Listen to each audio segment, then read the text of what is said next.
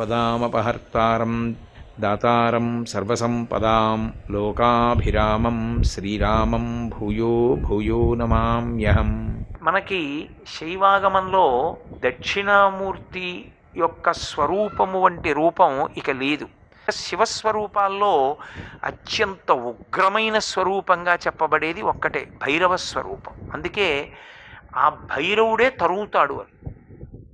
శరీరాన్ని విడిచిపెట్టేసిన తరువాత తాను ఎక్కడికి చేరవలసి ఉంటుందో దాన్ని అతివేగంతో తీసుకెళ్ళి చూపించేస్తారు. ఇక్కడికి రావలసి ఉంటుంది, నువ్వు చేసిన పాపపుణ్యాలివి అని చూపించి తీసుకొచ్చి వదిలేస్తారు 11 రోజులు అని. అందుకే 11 రోజులు పెద్దవాళ్ళని తిడుతూ దెబ్బలాడుకుంటూ ప్రవర్తించకూడదు.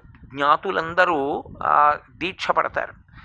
తదనంతర కాలమనందు పాపాలు విశేషంగా చేసిన వాడైతే మొదటి దర్శనం భైరవ దర్శనమే, ఉగ్రకళతో. ఆయన పెద్దగా అరుస్తూ తరుగుతాడు.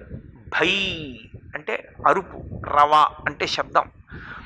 భై అని అరుస్తూ తరిమితే చీకట్లో పరిగెడతాడు ఒక్కడే. ఆ పరిగెత్తడం భయంకరం. అప్పుడు ఆయాసం వేస్తే ధర్మోదకం. కాబట్టి భైరవుడు ఉగ్రమూర్తి, ఆ భైరవుడు శాంతమూర్తి. ఆ భైరవుడికి ఒక అనుగ్రహం ఉంది. ఆయన ఏం చేస్తాడంటే ఎంత ప్రసన్న హృదయుడంటే, ఆయన నేను తప్పులు చేయకపోవడం అన్నది లేదు, నేను ఖచ్చితంగా తప్పు చేశాను కాబట్టి నన్ను ఇబ్బంది పెట్టద్దు, నీ చేసినకి తప్పులు ఇక్కడే వేసేసే, ఇప్పుడే వేసేసే శిక్ష అంటే ఒంగో పెట్టి ఒక్క దెబ్బ కొడతాడు. ఇప్పటికీ అన్ని క్షేత్రాల్లో అలా కొట్టడానికి అధికారం ఇవ్వరు. ఇప్పుడు నేను చెప్పాను కదా అని రేపు పొద్దున మీరు ఎక్కడో భైరవమూర్తి దగ్గర అలాంటి ప్రయోగాలు చేయకూడదు. అది కొన్ని క్షేత్రాలకే అధికారం. ఆ అధికారం ఉన్న క్షేత్రాల్లో భైరవమూర్తి దగ్గర ఏం చేస్తారంటే భైరవ దండనం వేస్తారు. ఒంగో పెట్టి కర్రతో దెబ్బ కొడతారు. అది పేకబెత్తంలా ఉంటుంది, చప్పుడు చాలా వస్తుంది, దెబ్బ తక్కువే తగులుతుంది. ఓ దెబ్బ కొడతారు, కొడితే భైరవ దండనము అని చేసిన పాపాలన్నీ ఆ దండనంతో పోతాయి. దానికోసం పెడతారు, భైరవ దండనం వేయించేసుకుంటారు వెళ్ళి. అది ఎక్కడ వేస్తారంటే గంగా ప్రయాగ ఆ పరివాహక ప్రాంతమునందు మానసాదేవి దేవాలయం ఉంది. మానసదేవి దేవాలయంలో ఉన్నటువంటి భైరవ స్వామి ముందు భైరవ దండనం వేస్తారు. కాబట్టి ఆ భైరవ స్వరూపం ఉగ్రస్వరూపం. పరమ కారుణ్యమూర్తి ఒకడున్నాడు శివస్వరూపంలో, ఆయన శివుడే ఇన్ని రకాలుగా ఉంటాడు. అది కారుణ్యమూర్తి. ఎంతటి కారుణ్యమూర్తి అంటే ఆయన వలన తీరని కోరిక అన్నది ఉండదు. ఎంత పాపాత్ముడు అవనివ్వండి, పాపాత్ముడు అన్న మాటకు అర్థం ఏంటంటే వేదం ఎలా చెప్పిందో అలా బ్రతకనివాడు. కాబట్టి ఇప్పుడు తను చేసిన పాపాలే తాను సంతోషంగా ఉండడానికి అడ్డుగా వచ్చి నిలబడతాయి. అలా అడ్డుగా వచ్చి నిలబడితే ఆ పాపములు ఇన్ని ఉన్నా వెళ్ళి ఇలా అంటే చాలు, పొంగిపోయి పోన్లేరా పాపం అని కోరిక తీరుస్తాడు. అలా తీర్చగలిగిన వాడు ఒక్కడే ఉన్నాడు. అది కూడా ఇప్పుడు మీరు ఏ కోరిక లేకుండా వెళ్ళి నమస్కారం పెట్టారనుకోండి, నమస్కారం పెడితే ఆయన మీకు కాలమునందు రాబోయేటటువంటి ఏడుపుని లెక్క కడతాడు.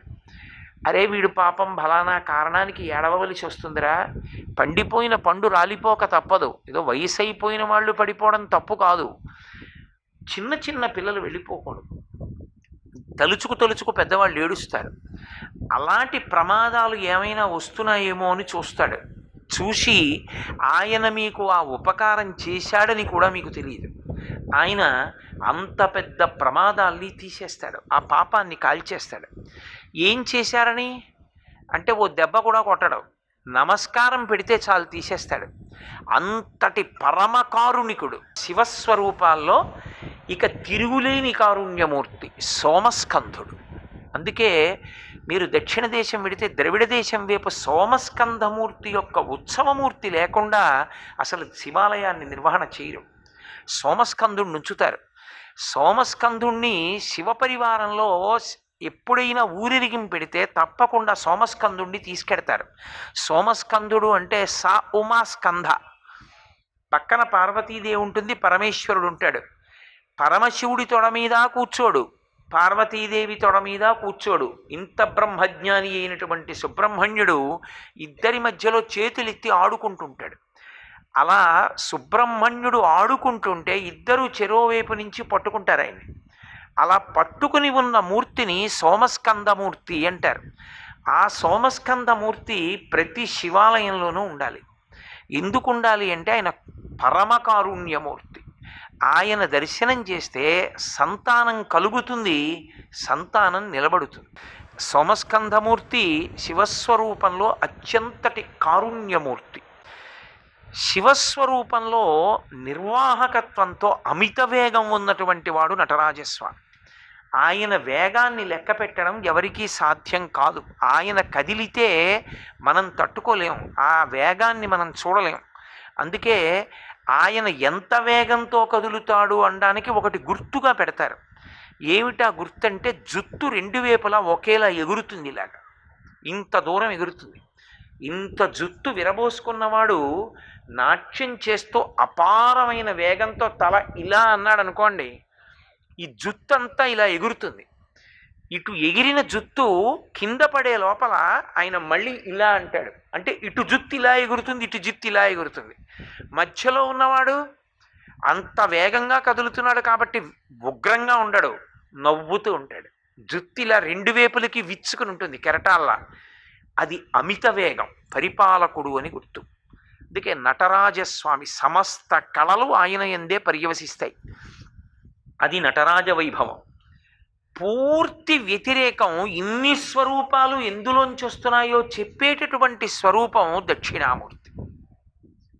అసలు శివుడు భైరవమూర్తిగా, శివుడు మంగళప్రదుడైన కారుణ్యమూర్తి సోమస్కందుడుగా, ఆ శివుడు నటరాజుగా ఎందుకు ఉండగలుగుతున్నాడో చెప్పిన మూర్తి దక్షిణామూర్తి. సర్వం శ్రీ ఉమామహేశ్వర పరబ్రహ్మార్పణమస్తు. స్వస్తి.